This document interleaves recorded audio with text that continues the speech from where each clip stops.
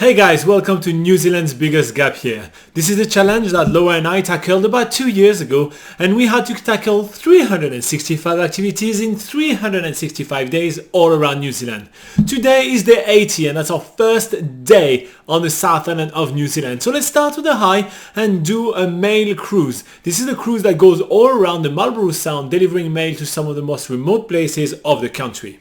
Check it out, and at the end of the video I'll get back to you guys with all the answer to the question you had the first time we post the video. See you then.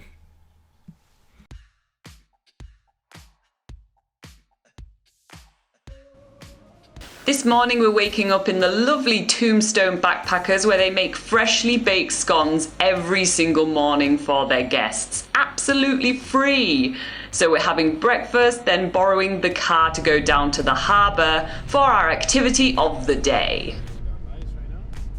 We are going to explore Marlborough Sounds. How?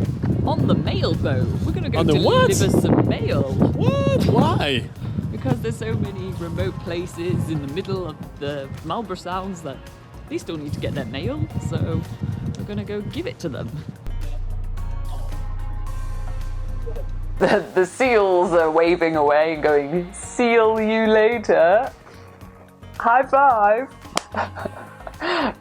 The mail cruise is probably one of the most iconic activities to do in Picton. It covers most of Marlborough Sound while delivering mail to some of its inhabitants and letting tourists like us see those places for ourselves. The mail are delivered in bags that bear the name of the cove or bay that they need to go to, and Bruce simply exchanged the bags full of mail for empty bags that the inhabitants will just give him back. There are 5 scheduled stops on our cruise today, but the cruises are different every single time on this, depending on who needs their mail delivered.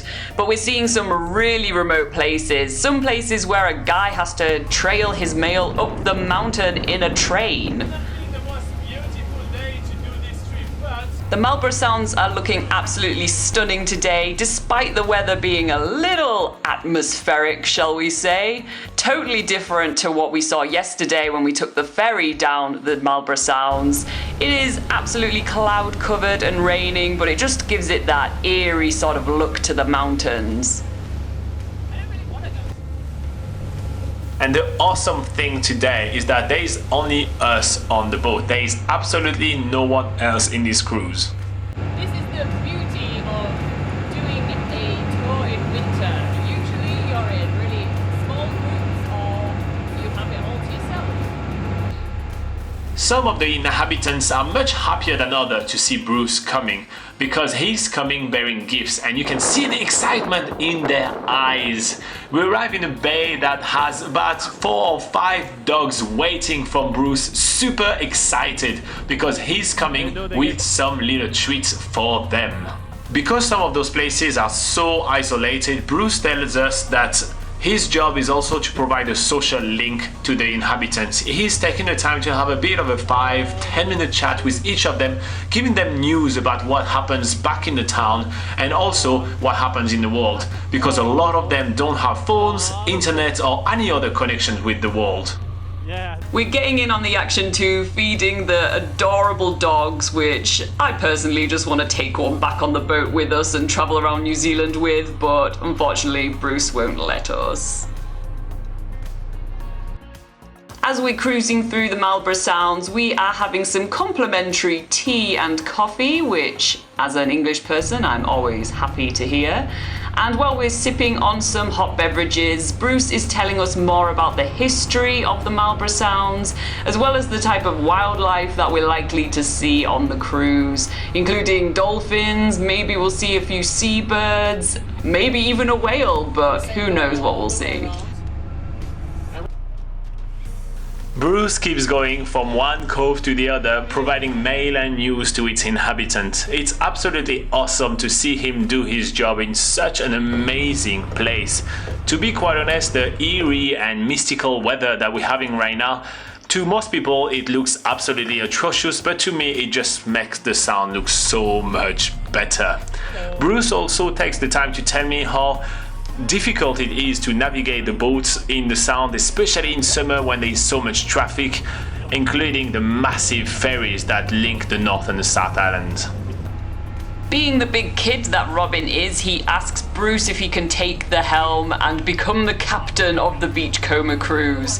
So far, he's just been doing the windscreen wipers, pressing a few buttons, and trying to avoid islands, which I'm pretty happy about.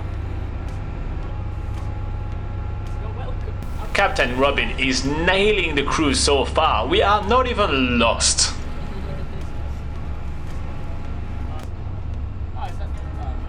And we're still on the lookout for the dolphin pods that actually stay around the Marlborough Sounds all year round. It's just a matter of finding where they are.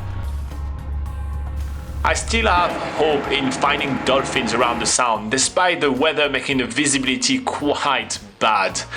And we keep on our merry way to the furthest point that we're going to visit today, which is Punga Cove.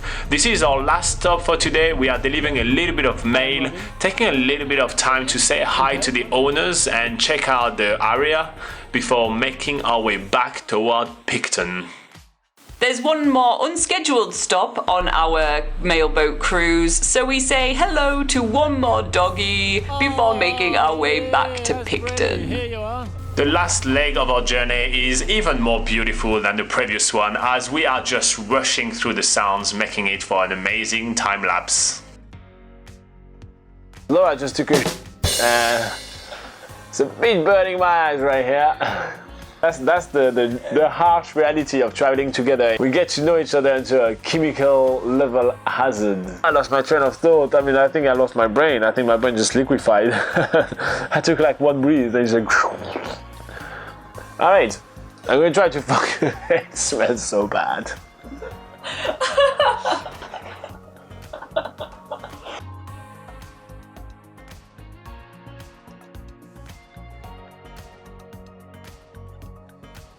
Alright, so jokes aside, let's have a quick look at what question you guys had about this tour the first time we published it. So Anna Witter is talking to us about the weather and says that she does now like the rain since she moved and lived into New Zealand, and that doesn't bother her at all anymore. And to be fair, it is pretty much what it is in New Zealand. It always rains, and that's why New Zealand is so green and so beautiful, because the plants are always well watered. So yeah, you have to get used to the rain when you live and travel in New Zealand, and that's why we always recommend you guys to pack a nice rain jacket when coming to New Zealand. Make sure it's something sturdy and that's gonna last the distance.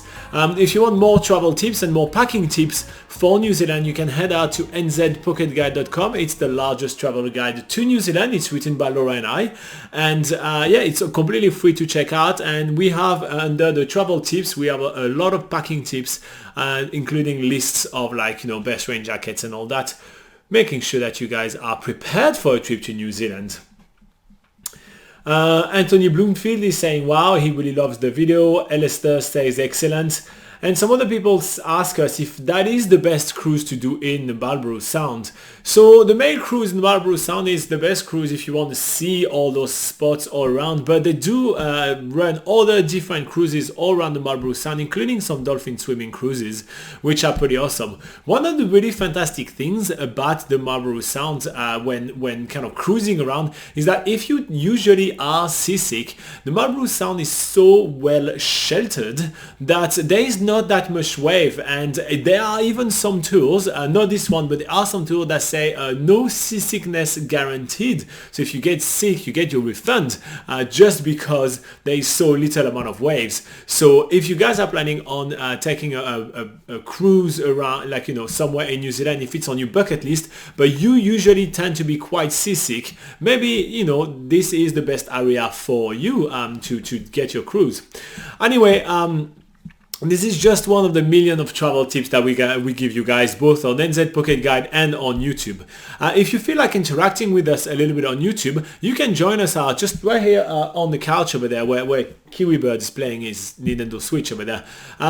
You can join us during one of our live sessions. It's happening at 8 a.m. on Sunday every single week. And we sit down for about an hour and we answer all your travel questions about New Zealand. Now, 8 a.m. on Sunday New Zealand time may not be the same time for you wherever you are around the world because of time differences, right? So there is a link in the description of this video which points you to a website that has our next live session and the time for you on your side of the world, so you can time it properly and come and hang out with us. It's really fun to hang out.